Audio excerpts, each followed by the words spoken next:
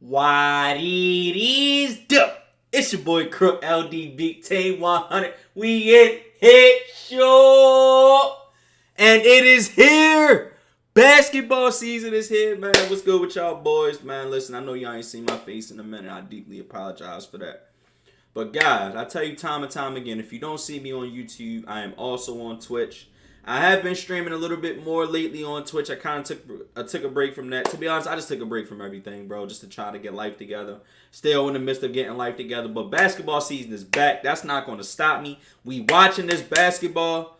Man, stay tuned for the blog that I'm going to do about Russell Westbrook. Because I think there's a conversation that needs to be had as far as Russell Westbrook is concerned. Because I just seen the game last night. The Lakers are just... I don't know. It's crazy. But today, I know we got the one and only Jimmy High Roller with When You Break the Rules and Get Away With It. Like, comment, and subscribe on the video. Let me know what you guys think. Let's get right into it, though.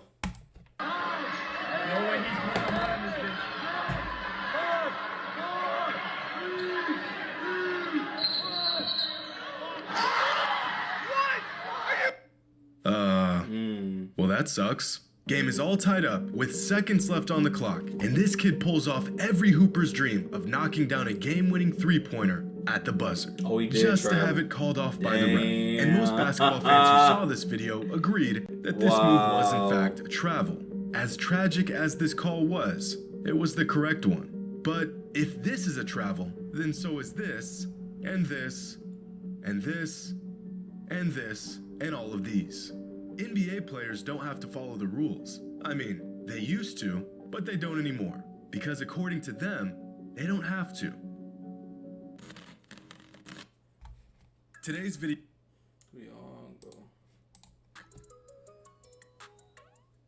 In 2019, on the Raptors' road to a championship, Kawhi Leonard hit one of the greatest shots in NBA history. It's off to Leonard, defended by Simmons.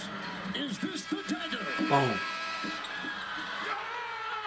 And B was hurt. And B was hurt, bro. Fadeaway buzzer beater over Joel Embiid to win Game 7 in the and second B round was of the playoffs. hurt. This shot has been cemented as a career-defining moment for Kawhi and the catalyst to one of the most legendary title runs in recent NBA history. Bro, and B was crying and all that. That's crazy. Right about here. 1, 2, 3 steps without ever dribbling the ball. Kawhi Leonard traveled on this play. This I don't think they really over with 4 seconds left on the But clock. see, here's the thing. In my opinion, I feel like they're not going to call it because you gotta understand that there's a lot of people. Number one, that's betting on the game. Betting is illegal now. I don't believe at this time it was. I don't believe at this. Hold on. How long ago? This was 3 years ago, right? Yeah, so betting might have just been starting, but I don't think sports betting is as big as it is now, of course, because all of the states are pretty much starting to legalize it now. But one, for a referee to call it against it, like that would tip the balance of power because now, like, you got hella people that's mad. That's going to cause an uproar, you feel me? Two, on top of that, when it comes to, like he was saying, the video with superstars, sometimes superstars don't get calls and they get calls, if you get what I'm saying. They don't get calls like this because a lot of these players' signature moves are ones that require like an additional step. You feel me? Like you feel me? 3 steps. James Harden been traveling his whole goddamn life and nobody calls it, so it don't even matter. But I feel like in this certain situation, the ref can't really call that because he might get penalized for that. You feel me? Especially calling it against a superstar like. Bro, superstars, like, a lot of superstars just get their way, bro. And they know that because they're the moneymakers.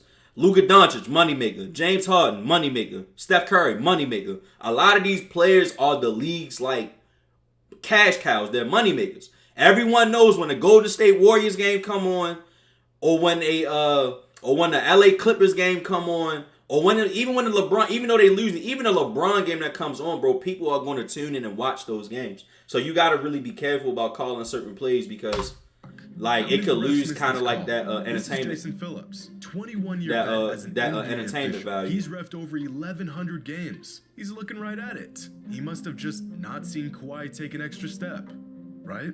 Or maybe he just didn't want to be the guy to call a travel on a mega superstar in a Game 7 of the playoffs. Either way, the call was missed and the Raptors now have a championship banner hanging in their rafters. But this isn't the first, nor the last time a player has gotten away with breaking the rules in a crucial moment. This... Yeah, sure. Oh my.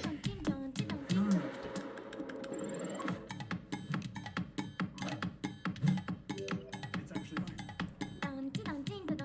Jeez, bro. Dishes still coming out dirty?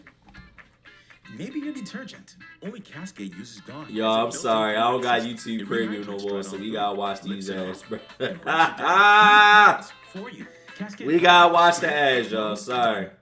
This Stephen Curry dagger in the 2019 playoffs against the Rockets was a carry. You can see it right here. He dribbles, does a hop step while carrying the ball, then crosses over. This should have been a turnover. Or what about Devin Booker's game-winning shot in the 2020 playoffs against the Clippers? One of the highlights of his career. Well, that shot came off of a travel. Just look for yourself. 1, 2, 3 steps. Picks up his pivot foot. 4. Go back and look at some of the best displays of footwork and handles over the last half-decade, and you'd be blown away by just how many moves NBA players use on a consistent basis that involve traveling and carrying. It's shocking.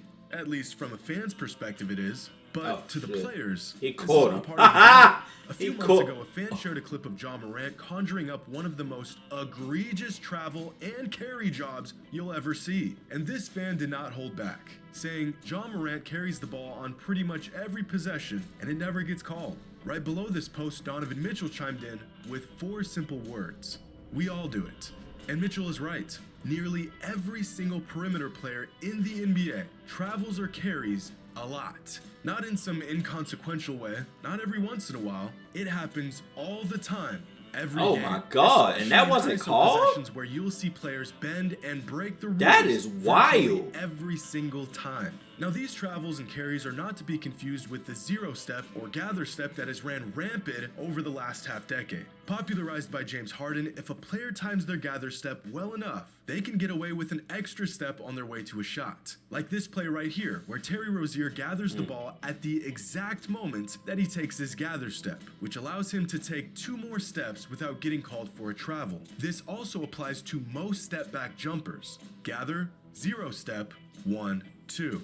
We aren't talking about these moves. We're talking about moves like this. Ja Morant dribbles, takes 1 step, 2 steps, 3 steps, carries the ball, Damn. and then takes a 4th step before dribbling again and finishing at the rim. Damn. And you may think, I this know move that. right here, this is an outlier. But it's not. Moves like this happen virtually every other possession in the NBA. Take this play by Jordan Poole. He's coming off a dribble. All right. 1 step, 2 steps, 3 steps, 4 steps, before he dribbles again. But wait, he's not done. He burns Jordan Clarkson on the in and out. Dribbles, takes 1 step, Oh, 2 steps, shit. 3 steps, 4 steps. That's 2 violations in the same combo to create space from his defender. Look at This is Clarkson's the debate. face. But if everyone does it, why should it matter? The game has changed. Clearly the refs don't care, so why should we? Well, take this play by Kemba Walker. Off of Walker, a little shake and bake, throws it up and Robertson. Walker's got Sadiq Bey on an island, so he hits him with a quick pullback to create space. This is fine. Walker's got separation and an open shot. But no, he takes 1, 2, 3, 4 steps while carrying the ball, forcing Sadiq to close out, and then he blows by him. As a defender, if you see the offense take 2, even 3 steps backwards, you know they have to commit to a shot or a pass. They have nowhere left to go, they've used all of their steps. But when the offense can just suspend the ball indefinitely and just take another step to blow right past you, how exactly are you supposed to defend this? It's the same general concept being used on most of these moves. Whether the player is using a 0 step, a pocket dribble, a hesitation, most of the time, these moves are breaking some sort of rule. And when the defense sees a player hold the ball like this, they know they can close out strong because they know the offense either has to shoot the ball or pass the ball. Or at least they used to, before moves like this became perfectly legal in the NBA. And there lies the problem with players being allowed to use these moves in games. Back in the late 90s and early 2000s, the league made an example out of Allen Iverson by having officials go out of their way to call carrying violations on him. Moves that by today's standards would be considered fairly simple and textbook were constantly being called as travels and carries. Just look at this call right here. And now they call him the ball. I'll tell you what that was. That was a Steve jab. You don't shake your head while you're dribbling the ball to half court when you think you should have got a foul. I mean, he does that every time down the floor. He does that every time he puts it on the floor. Yeah. You see it? It's so insignificant that it's hard to even notice. But this move right here was called a carry back in 2001. Here's another clip from the late 90s, and just listen to how the commentators talk about Allen Iverson's game.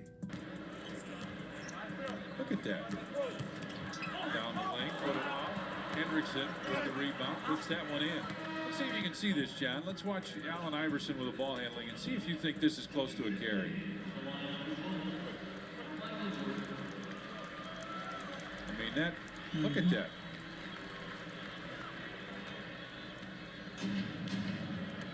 You can't make that move and not carry the ball, right? Again, by today's standards, what Iverson is doing here isn't even worth noting. In fact, in 2022, this is fundamental basketball. But 25 years ago, this type of ball handling was considered borderline street ball. These guys would have had a stroke if they saw what players today got away with. When you can bend the rules and even outright break the rules to manipulate the defense and score a bucket, the game completely changes. 20 years ago, there were only 8 players in the entire league that averaged over 23 points per game. Every single one of them were all-time great players, and only 5 of them were perimeter players. Fast forward to 2021, and a whopping 22 players averaged at least 23 points per game league-wide, and 16 of them were perimeter players. Part of this is due to players simply being more skilled than their predecessors. But just as big of a factor is the fact that perimeter players get a lot more leeway with the rules these days than they used to. It's not like Tracy McGrady or Gilbert Arenas or Paul Pierce didn't have the handle to pull That off just these shows moves. you how the game It's has that they changed, simply bro. weren't allowed to do these moves. Listen to how commentators believed this was a travel back in the late 80s. Darwin Cook on Jordan, no chance. Oh, my. Oh, they're jumping in the stand. Now There. what? See his left foot, I thought, moved. Oh, No.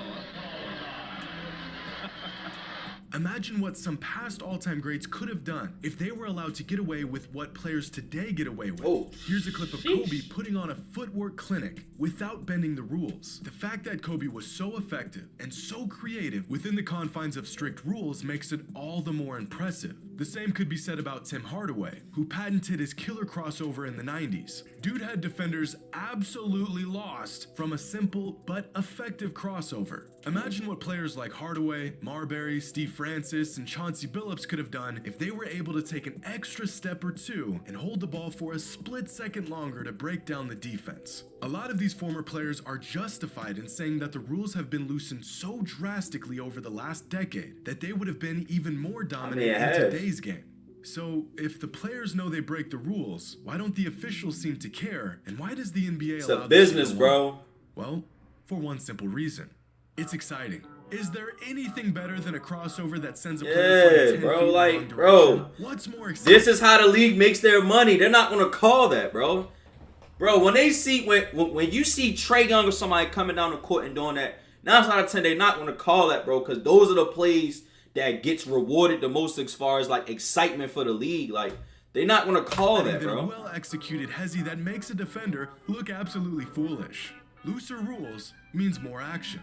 More action means more points. More points means more superstars. More superstars, the more marketable the product is. Last season, the NBA clamped down on some rules that, for once, would favor the defense and punish bad offense. One of those rules was to crack down on intentionally baiting foul calls while shooting. And instantaneously, players across the league saw a massive dip in their offensive production. Some Everybody players got enjoyed this exposed. change, but a lot of players They got didn't. exposed. So the NBA loosened the rule again and Harden shot definitely right got back up. exposed.